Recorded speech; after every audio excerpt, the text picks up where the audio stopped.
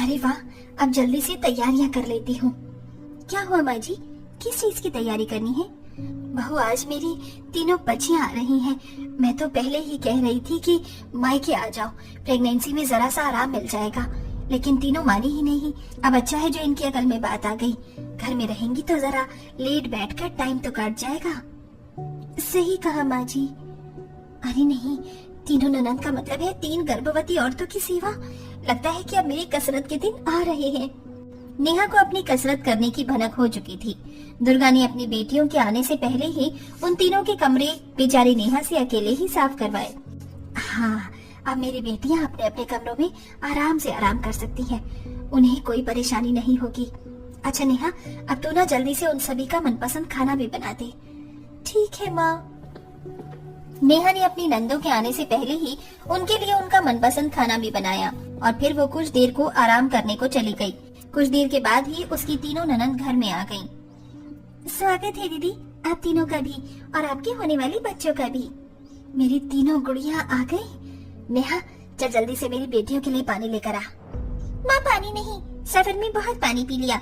मेरा मन तो आम पन्ना पीने को कर रहा है, खट्टा खट्टा। अच्छा चल नेहा, मेरी बेटियों के लिए आम का पन्ना बना दे। मैं अचार के लिए आम लेकर आई थी, उन्हीं में से बना देना। जी माँ जी। नेहा रसोई में गई और अपनी नंदों के लिए उसने आम का पन्ना बना दिया। आम पन्ना पिलवाने के बाद नेहा अपनी नंदों को उनके कमरों में ले गई और फिर कुछ देर को वो भी आराम करने चली गई। ऐसे ही दोपहरी कट गई और अब शाम को खाने का समय हो चुका था। मेरी राजकुमारियों, मैंने आज तुम्हारे लिए सारा तुम्हारी पसंद का खाना बनवा दिया है। आ जाओ खा लो। क्या माँ, आपने खाना बनवा दिया? लेकिन आज तो मेरा मन कुछ और खाने का था। सही कहा, हम तो ससुराल से ही सोच कर आए थे कि इस बारिश के मौसम में हम घर जाकर गर्मा गर्म आलू के पराठे खाएंगे। अच्छा ऐसी बात है तो तुम चिंता क्यों करती हो? मैं अभी बहू को बोलकर तुम तीनों के लिए गर्मा गर्म आलू के पराठे बनवाती हूँ। नेहा, नेहा बहू। हाँ माँ जी, मैंने खाना गर्म कर दिया है, आप सभी बैठिए। हम आज वो खाना नहीं खाएंगे। मेरी बेटियों को आलू के पराठे खाने का मन है तो हम वही खाएंगे। क्या? लेकिन माँ जी, मैंने वो खाना बहुत ही दिल और मेहनत से बनाया है, आज वही खा लीजिए। मैं कल पक्का आलू के पराठे बना दूंगी। खाना बनाने में इतनी भी मेहनत नहीं लगती जितनी कि आप बोल रही हो भाभी। हमने भी गृहस्थी देखी है, हमारी भी ननद घर आती है, लेकिन हम तो कभी उनका कहा नहीं टालते हैं। सही कहा, हमारी ही भाभी अनोखी मेहनती हो रही हैं, वरना मायके में तो बेटियां अपनी मर्जी से ही रहती हैं। मेरी ही गलती है, मैंने ही इसे कुछ ज्यादा ही सर चढ़ाया हुआ है।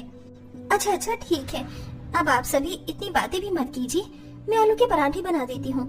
आप सभी कुछ देर का इंतजार कीजिए। और हाँ कामचोर भाभी, आलू के पराठों के साथ लहसुन मिर्च की चटनी भी बना देना। क्या है कि इन दिनों मेरी जुबान चटोरी हो रही है। नेहा ने सभी के ताने सुन लिए और फिर वो बेचारी चुपचाप पराठे बनाने चली गई। हल्की हल्की बारिश बरस रही थी और ऐसे में नेहा का भी मन हो रहा था कि उसे भी कोई गर्म पराठे बनाकर खिलाता, लेकिन ये सब तो अभी बस शुरुआत थी। किसी तरह नेहा का अपनी नंदों के साथ एक दिन बीता और ऐसे ही अगले दिन। अरे वाह, आज तो सुबह से ही मौसम मेहरबान हो रहा है। उठ गई नींद की बारी, आज तो जरा जल्दी उठ जाती। माँ जी, लेकिन अभी तो 9 ही बजे हैं और हम ऐसे ही तो उठते हैं। हम नहीं, सिर्फ तू। अब बातें मत बना, जल्दी से ये चाय मेरी बेटियों को देकर आ, वो कमरे में इंतजार कर रही हैं। अच्छा ठीक है माँ। नेहा उन तीनों को ही चाय देने चली गई। वो तीनों आराम से अपने अपने कमरों में लेटी हुई फोन चला रही थी। रूपाली और श्रेया ने तो नॉर्मली ही चाय ले ली, लेकिन ज्योतिका के पास जाते ही नेहा को बातें सुननी पड़ गई। और जरा सी देर में चाय ले आती भाभी जी, मैं पूरे 15 मिनट से इंतजार कर रही हूँ। माफ करना दीदी, वो मैं बस अभी ही जगी थी। माफ करना नेहा भाभी, वैसे तुम बहुत ज्यादा गैर जिम्मेदार हो। कल से जब से हम आए हैं तुम कोई काम ढंग से नहीं कर रही हो।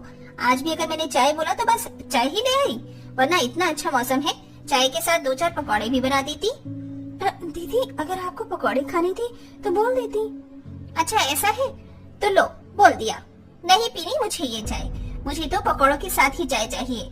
ज्योतिका का ये बर्ताव नेहा को पसंद नहीं आया। वो तीनों ननंद ही घर आते ही अपनी भाभी का कुछ ज्यादा ही अकड़ दिखा रही थी। दुर्गा भी उन्हीं की तरफदारी करती थी, लेकिन नेहा ने कुछ बोला नहीं और वो अपनी ननंद के लिए पकौड़े बनाने नीचे आ गई। अरे नहीं, पिछले दिनों जब मैंने बेसन की कड़ी बनाई थी तब सारा बेसन खत्म हो गया था। अब मैं क्या करूं? अब तो मुझे बाहर से ही बेसन लाना होगा। बारिश हो रही थी। ऐसे में ही नेहा बेसन लेने चली गई। रास्ते में एक ट्रक आया जो नेहा के ऊपर पानी उछालता हुआ चला गया। देखकर नहीं चल सकते हो क्या? सारा मुझे गीला कर दिया, पागल इंसान। नेहा ने अपने आप को रुमाल से साफ कर लिया और वो दुकान से बेसन ले आई। जो भी नेहा को देख रहा था वही उसके ऊपर हंस रहा था, क्योंकि उसके मुंह को छोड़कर उसका सब कुछ कीचड़ में हो चुका था। लेकिन अपनी नंदों की खातिर वो चुप थी। इतनी मेहनत के बाद घर आकर बेचारी नेहा ने सभी के लिए पकौड़े बनाए। यो, कितने बुरे स्वाद के पकौड़े हैं, बिल्कुल बेकार। सही कहा नेहा भाभी, आपको तो खाना भी बनाना नहीं आता है। आपकी ही जगह अगर मैं होती ना तो इस मौसम में ऐसे पकौड़े बनाती कि सभी उंगलियां भी चाटते। नेहा की इतनी मेहनत का भी उसकी नंदों ने उसे कोई सिला नहीं दिया।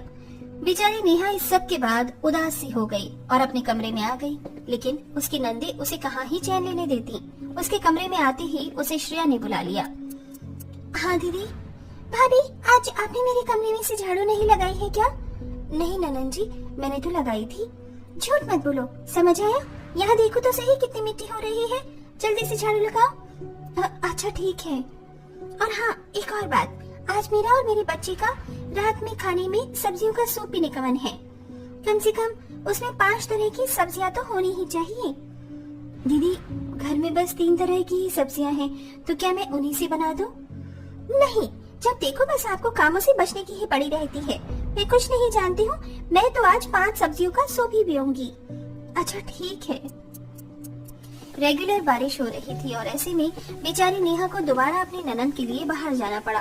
अब इस सब के बाद उसे काफी गुस्सा आया। रात को उसने अपनी नंदों की शिकायत उनके भाई से भी की, लेकिन उसने उसकी बात को ज्यादा सीरियस नहीं लिया।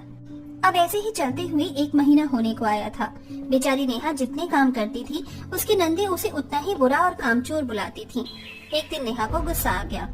भाभी जी, आप तो जरा जरा सा काम करने में ही मर जाती हो। आप ना बिल्कुल हद है हद। अच्छा ऐसी बात है, सारे काम फिर घर के कौन करता है? बोलिए। अरे जब पेट में बच्चा पालना बस की नहीं है तो पालती क्यों है? अब दिखाती हूँ मैं आपको कि कामचोर और सताने वाली भाभियाँ कैसे होती हैं। नेहा ने ऐसे बोलकर ज्योतिका के बेड की सारी चादर खराब कर दी। उसके बाद उसने वार्डरोब से कपड़े निकाले और उन्हें भी फेंक दिया। उसके बाद वो बाहर आई और घर के सभी पर्दे वगैरह खींच दिए। उसका ये पागलपन देखकर जल्दी से वहाँ पर दुर्गा आई और उसने फोन करके आरव को भी काम पर से बुला लिया।